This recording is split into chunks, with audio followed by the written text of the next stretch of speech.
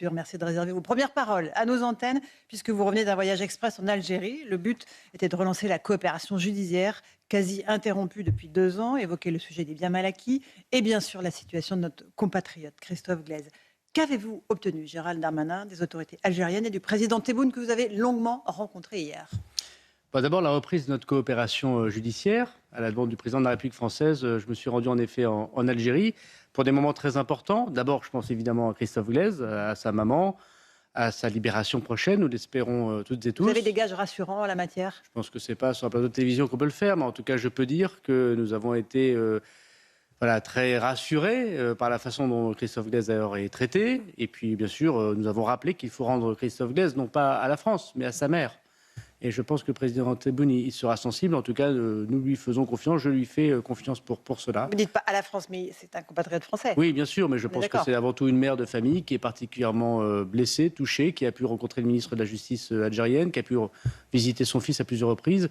Voilà, je pense qu'il ne faut pas faire davantage de déclarations, mais nous sommes tous touchés par l'humanité de cette situation. Et je peux vous dire que j'avais... avec mon homologue, avec le président Tebboune, des échanges extrêmement francs sur cette question. Vous dites qu'il faut un peu gommer le côté français pour mettre en avant la situation humanitaire de notre compatriote, le journaliste condamné à 7 ans de prison pour apologie du terrorisme? D'abord, effectivement, maintenant sa peine est définitive puisqu'il n'a pas fait pourvoi en cassation. Et voilà, c'est au président Tebboune, me semble-t-il, que de pouvoir faire ce geste pour cette famille. Et bien sûr, pour notre bonne relation. Espérons-le dans les prochains jours. Et il y avait... Pardon. Allez-y. Non, et nous avions d'autres sujets, notamment des coopérations judiciaires extrêmement importantes, de la lutte contre la criminalité organisée, le narcotrafic. qui touche les dirigeants de la DZ Mafia, mais qui touche aussi d'autres sujets, qui touchent la sécurité de l'Algérie et la sécurité de la France. Le plus grand pays d'Europe, qui est la France, avec le plus grand pays d'Afrique, qui est l'Algérie, doivent se respecter et doivent aussi garantir leur sécurité. Depuis très longtemps, j'ai été 4 ans et demi ministre de l'Intérieur, je peux dire que nous avons avec l'Algérie une parfaite collaboration en matière de terrorisme. Ça n'a jamais cessé.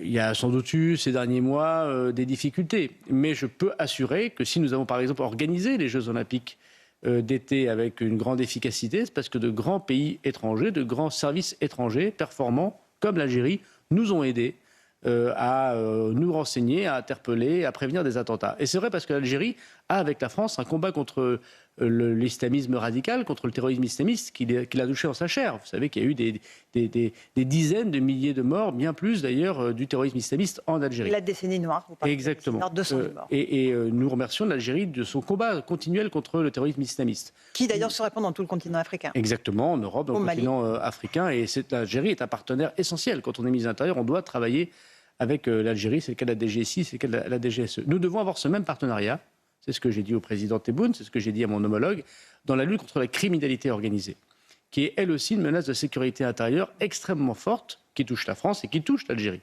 Et je pense que les autorités algériennes l'ont compris et nous sommes revenus avec de très nombreuses informations. Concernant quoi? Des patrons de la DZ Mafia qui sont en Algérie? Concernant un certain nombre de personnes ou leur réseau, qui sont à la fois peut-être en Algérie, dont certains ont été interpellés, d'autres j'espère le seront dans les prochains jours, d'autres doivent être extradés vers la France, puisque aujourd'hui ça fait très longtemps qu'on n'a pas obtenu d'extradition de la part de l'Algérie, et de même que nous l'avons obtenu d'autres pays, et j'avais réussi à la demande du président de la République, notamment avec des pays frontaliers de l'Algérie, avec le Maroc, à obtenir des extraditions de personnes qui sont extrêmement dangereuses. Félix Bingui, qui est jugé en ce moment même. Voilà, notamment, alors que ça faisait des années que le Maroc n'avait pas extradé des dirigeants de mafia sur le sol européen.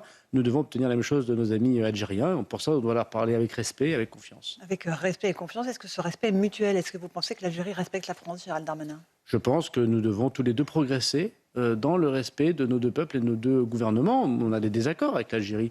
Et j'ai personnellement avec... Sur quoi? Je pense de nombreux désaccords sur notre politique migratoire, sur une situation internationale. L'Algérie, par exemple, ne soutient pas l'Ukraine comme nous le soutenons. Ils ont, on le sait tous, une relation particulière avec les Russes. Mais la diplomatie consiste justement à parler avec les gens avec lesquels on n'est pas d'accord. Sinon, il n'y a pas de diplomatie. Et moi, je respecte l'Algérie. C'est un grand peuple. C'est le plus grand pays d'Afrique. On ne peut pas faire sans l'Algérie. Et je ne pense pas que l'Algérie puisse faire sans la France.